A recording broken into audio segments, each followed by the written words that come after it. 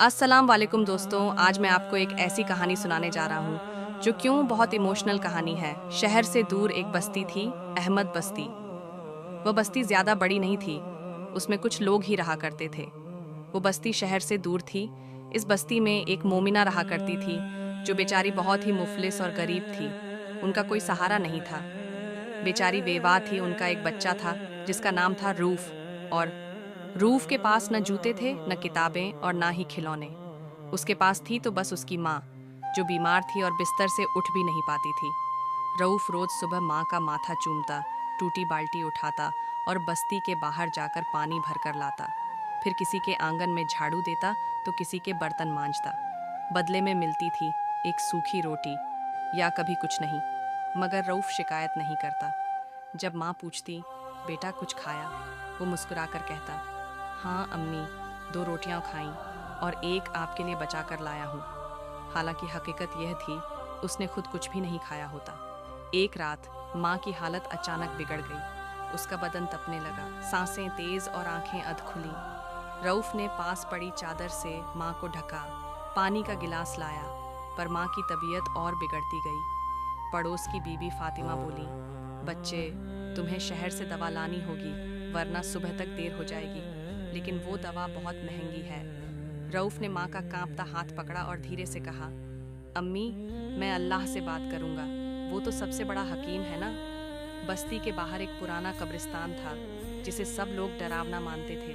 कहते थे वहाँ सदियों पुरानी रूहें, सूफी फकीर और अनोखी मखलूकात दफन है। रात के अंधेरे में जब सारी बस्ती सो रही थी, रऊफ चुपचाप माँ के पास से उठा और हाथ में एक मिट्टी का दिया लेकर कब्रिस्तान की ओर चल पड़ा। उसकी आंखों में आंसू थे और होठों पर सिर्फ एक दुआ, या अल्लाह, मेरी माँ को बचा ले। मैं कुछ नहीं जानता, पर तू सब जानता है। रऊफ सीधा पहुंचा उस कब्र पर, जिस पर लिखा था, यहाँ आराम फरमा रहे हैं हजरत गुलाम शाह वली, जिनकी दुआओं में असर था। रऊफ ने कांपते हाथों से दिया कब्र पर रखा और बैठ गया। बाबा, आप तो वली थे ना? लोग कहते हैं आपकी दुआ से बीमार ठीक होते थे। तो मेरी माँ भी बीमार है। अगर आपको अल्लाह ने मकाम दिया है तो अल्लाह से मेरी माँ के लिए कह दीजिए, मैं बहुत अकेला हूँ।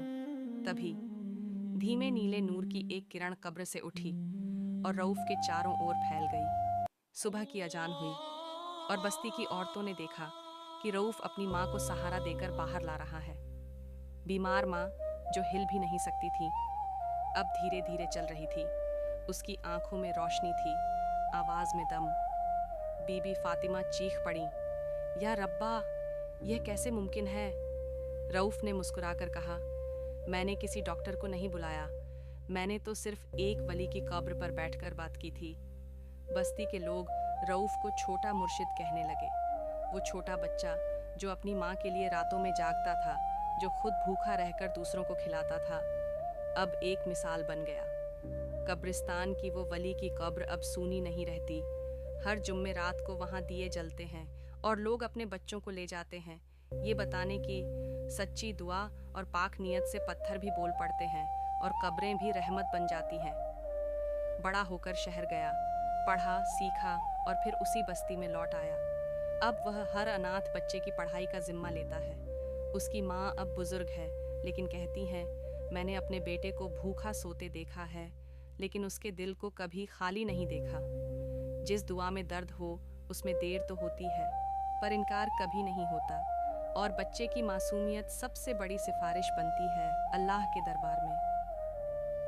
ऐसी ही मोटिवेशनल और इमोशनल कहानी सुनाने के लिए हमारे चैनल को सब्सक्राइब कीजिए और बेल आइकन दबाना ना भूले। मिलते हैं अगली स्टोरी में, तब तक के लिए खुदा हाफिज।